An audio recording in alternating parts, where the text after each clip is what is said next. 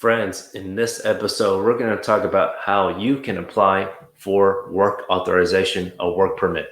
Now, number one, not everyone is eligible, but stay tuned all the way to the end so you get all the tips.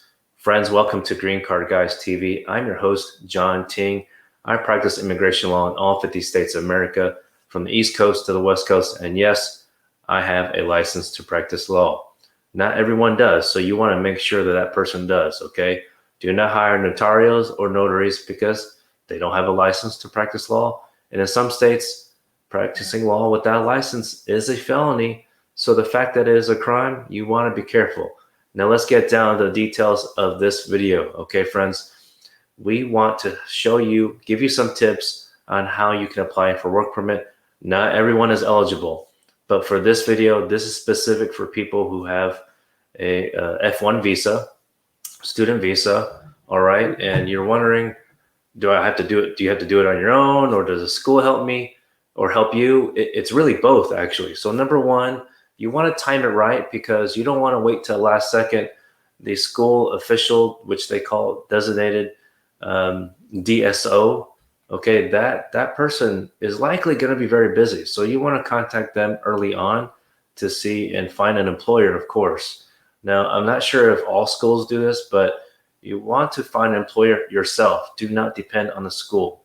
If they have a career center, that's great, but they might not have someone for you just in time. So anyway, number one, you want to request the OPT, and you need the DSO official, school official, to recommend OPT.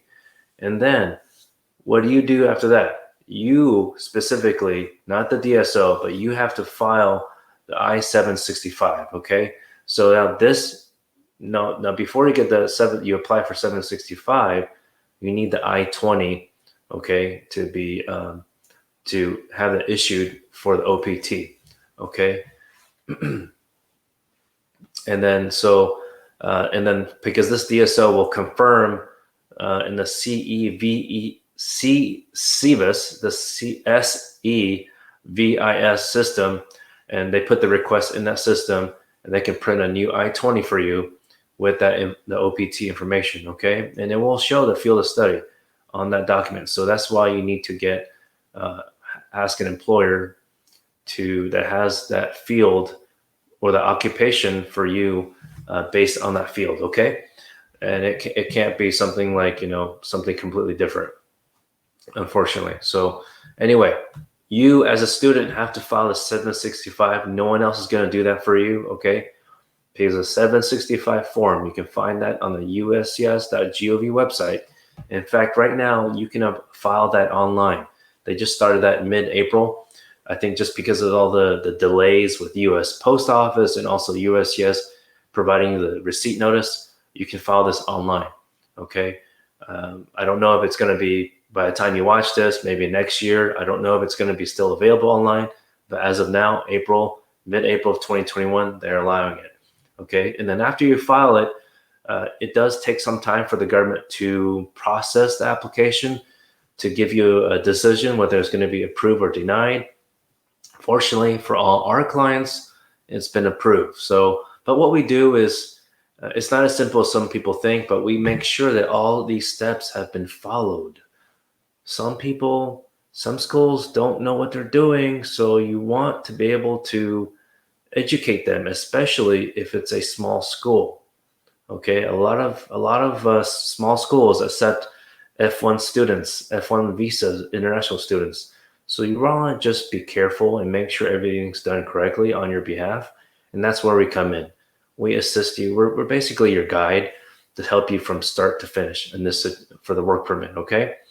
And the other thing is, after that, you'll get the physical card, the EAD, Employment Authorization Document. And after you receive that, you can finally begin working, okay, friends? And then when you are hired on, then you as a student have to report the employer's information to the DSO, okay, the official with your school. They just have to update the system, all right? And then if anything changes, okay, you're required to update the DSO within 10 days. For example, for some reason, if you change your name, your address, and even the employment information, you want to get that taken care of as soon as possible, because you don't want the government thinking you're trying to commit fraud, especially if you're changing your name, which I don't know who would do that, but some people could. So you want the system to be updated, okay? And so, yeah, that's very important that you do all those steps, okay? So, and let's see here. So that's a 765 form that you can find on the USCIS.gov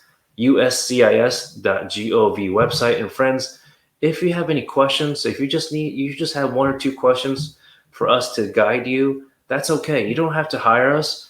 We could just guide you just a little bit to see if we can help. And what you do is you call this number, okay? Our headquarters number, 346-330-5888. Or if you have time, you can fill out the intake form down below.